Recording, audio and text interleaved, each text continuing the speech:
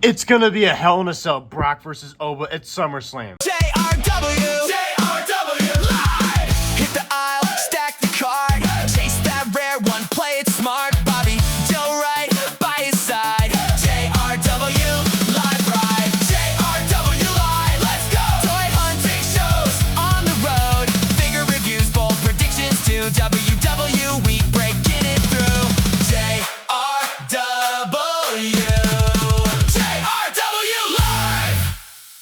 Monday Night Raw was absolutely insane this week. This is the setup review. They kick out the show with the King of the Ring, Oba Femi, strutting down to the ring, and he starts talking about how he has to make a choice between two champions, and then Brock Lesnar's music hits, and Brock Lesnar kind of had that old school outfit on. He had like a Beast logo t-shirt, the cutoff. He had the sweatpants and tennis shoes. I'm like, oh my God, we got old school Beast Brock Lesnar, and Paul Heyman's back. We haven't seen Paul Heyman since he got speared through the barricade by Braun Breaker on accident. Brock still got the beard and longer hair, comes down to the ring, and Brock starts cutting a promo. I'm like, whoa, this is a rare occurrence. Brock Lesnar cutting a promo. And he starts talking about how Paul Heyman's been telling him about how Oba Femi's been talking so much shit behind his back, saying how he's a bitch behind his back, saying he's a coward behind his back, and then saying how he cuts bad promos behind his back.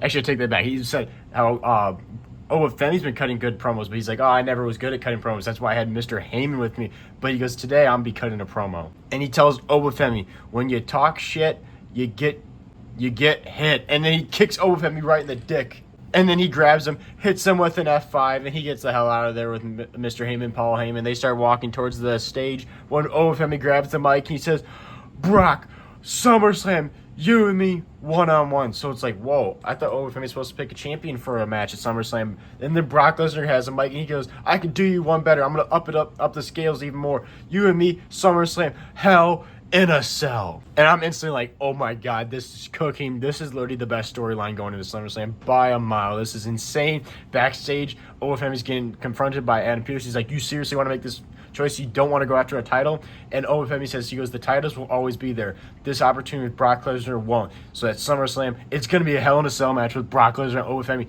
This match is about to be absolute cinema. It's going to be peak. I cannot wait. I hope they absolutely murder each other. Bro, could you imagine if we get like Oba Femi hitting that power on top of the cell, or like an F5 on top of the cell? That would be crazy. Bro, just from this match, I cannot wait for SummerSlam. And then we kind of switched up the tone. Then we went to Rey Mysterio versus Ethan Page. This match wasn't half too bad. Honestly, I completely forgot this match was announced because this whole entire feud that's been going on with the Rey Mysterio, El Gran Americano, the old El Gran Americano now becoming Chad Gable, and then Dragon Lee, Ethan Page, and Rusev. Well, at the end of the day, for a little throwback to Eddie Guerrero, a little tribute, he hits that little shuffle arms and hits that frog splash on Ethan Page. 1, 2, 3. Rey Mysterio picks up the victory over Ethan Page. This match wasn't nothing crazy, but Rey Mysterio gets a little dub. Then backstage, Danhausen's confronted by Liv Morgan. She's pissed off at him. Like, she's like, you cursed me, blah, blah, blah. She's pissed off at him. Later, JD McDonough and Dirty Dahmer and Danhausen's later, when he's not in there, they steal his Knicks jersey that they gave him, and they trash the Funhouse. Or not Funhouse, that's the Judgment Day thing. It trashed his lair and like his lab, and that was actually before Danhausen was there, and he couldn't even notice that Liv Morgan was that when he was talking to Liv Morgan that it was trashed. It's kind of odd, but so they're pissed off at Danhausen. He's like, well, why are you mad at me? She's like, well, you cursed me, and also you stole $100,000 from Dirty Dom. He's like, oh, that's right, I did do that. And Danhausen kind of just laughs it off, which was interesting. Then it was time for Joe Hendry's concert, and then he brings down the new tag team champions, the Street Profits. They have a little celebration with Joe Hendry singing a song about them winning the tag titles and then making fun of Austin Theory. Austin Theory's music hits. He comes down to the ring. He's pissed off.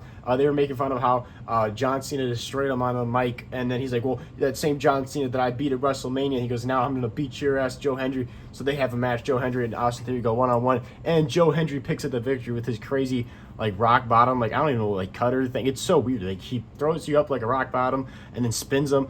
He hits that move, 1, 2, 3. Joe Hendry picks up the victory. He starts having a little celebration with the crowd, swinging the arms back and forth and everything, and that everybody's singing his Joe Hendry's music.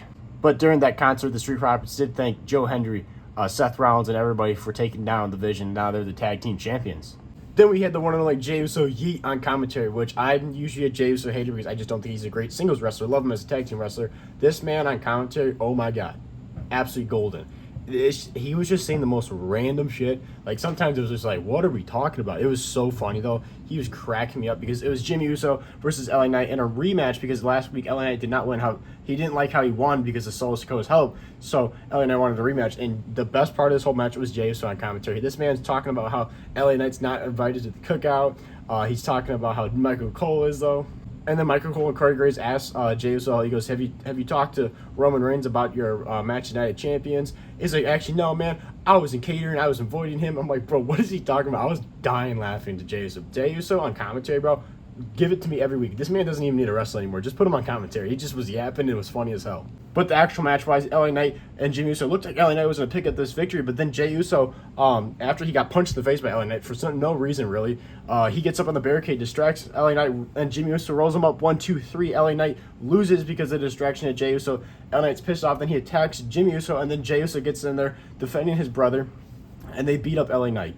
And then while Jimmy Uso is standing by the ropes, here comes out of nowhere under the ring, Solo Sikoa pops up, hits the Samoan spike on Jimmy Uso. And then Jey Uso gets BFT'd by LA Knight. LA Knight stands up after Jimmy Uso just got spiked by Solo Sikoa, hits that BFT on Jey Uso. Solo Sikoa gets out of there, and looks like LA Knight right now and Solo Sikoa are on the same team because they're dealing with the Usos and the Bloodline.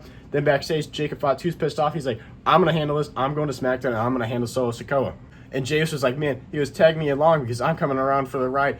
Not Jimmy Uso. Jimmy Uso's also tagging along the ride, but Jey Uso's going because Sami Zayn no longer has somebody challenging for him. He said because Femi gave up that title opportunity, he goes, I'm coming for Sami Zayn's title, so I'm coming with you to SmackDown. Then we heard from the Queen of the Ring, Io Sky. She comes down the ring, and she really did not get much to talk about besides that she's the Queen of the Ring, and she had a little celebration, and then Liv Morgan's music hit, and she comes down to the ring. She's pissed off. She looks absolutely pissed, talking about how she's the best women's world champion in the world and in history, and how she's going to destroy Io Sky at SummerSlam. And then here comes Raquel Rodriguez and Roxanne Perez. They go to jump Io Sky, and she throws them all out of the ring. Liv Morgan goes for the Bolivian when Io Sky wasn't looking, and she fails. But then Io Sky's outnumbered, and she gets jumped by the whole entire 3 girls from the Judgment Day. And they get the upper hand, and they end up laying her out, and Liv Morgan stands tall on top of her, literally holding up the title, while Raquel and Roxanne stand right behind her. Speaking of Raquel went one-on-one with Maxine Dupree next. Whoever wins is the #1 contender for the Women's Intercontinental Championship. So whoever wins faces Sol Ruca, and this was an easy win for Raquel. She absolutely destroyed Maxine Dupree. Even though Maxine Dupree is a former Women's Intercontinental Champion, she didn't stand a chance. She gets absolutely destroyed by Raquel. 1, 2, 3. Raquel's now the #1 contender. Then Lila Valkyria had a backstage promo about her attacking Bayley, and she looked like an absolute psychopath. She seemed crazy, saying how she didn't want to do it, but she was done like trying to help Bayley get to the top because she couldn't do it herself. And she just seemed crazy. Her hair was all messed up. Lila Valkyria is an absolute mess. Then Chad Gable went one-on-one with JD McDonough. Chad Gable was dominating most of this match, but then Dirty Dom was trying to get involved, and then here comes Danhausen. He's on the other side of the barricade. Dirty Dom chases off Danhausen, but while this happens, JD McDonough's distracted. Chad Gable grabs him, gets him in an ankle lock, makes him tap out.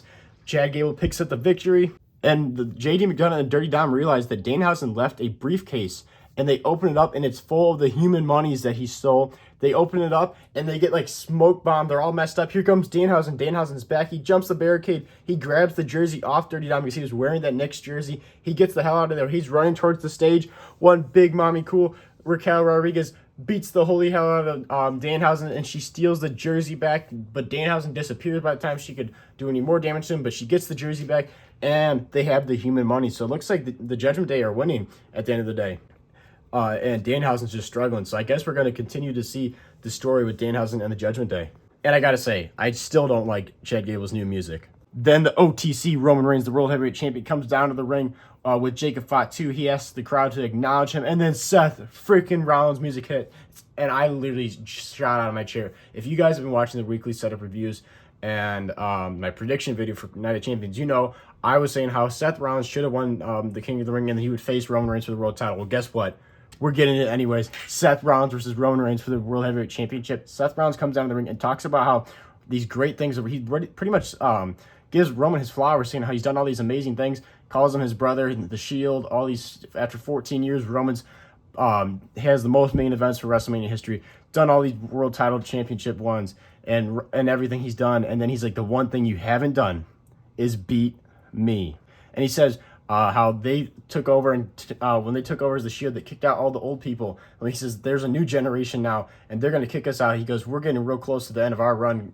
And he's like, this might be your last opportunity to get a chance to beat me. He's like, if you never beat me, you'll be haunted by the ghost of Seth Rollins for the rest of your life. And then Roman grabs the mic and says, he goes, you're right. For the first time, you actually were speaking the truth.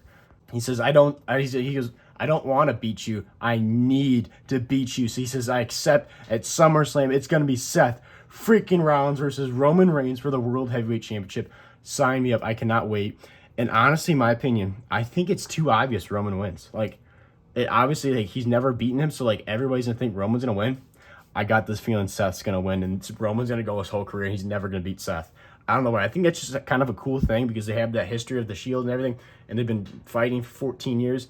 I think it'd be awesome if Roman never beats Seth. Like, that'd be really cool. But at the end of the day, it's WWE. They're probably going to have Roman beat him. But, man, either way, sign me up because these two, whenever they have matches, are phenomenal matches. And I'm so hyped for this match and this match. Honestly, these should be your two main events. The Hell in a Cell Brock Lesnar and Femi should be night 1, and night 2 should be Roman Reigns, Seth Rollins for the main event. Oh, my God. SummerSlam is looking like it's going to be an absolute banger of a show. And honestly, this Monday Night Raw was great. I'm giving it a 4 out of 5. Actually, I'm going to give it a 4.25. So it's a 4 1/4. Obviously, there's some low points, but man, between Brock Lesnar, Femi, and the end of the show, I'm so freaking hyped for SummerSlam, and I just love the show. So thank you guys for watching. Make sure to like and subscribe. Hit the notification bell because we post every single day on this YouTube channel here at JRB Live.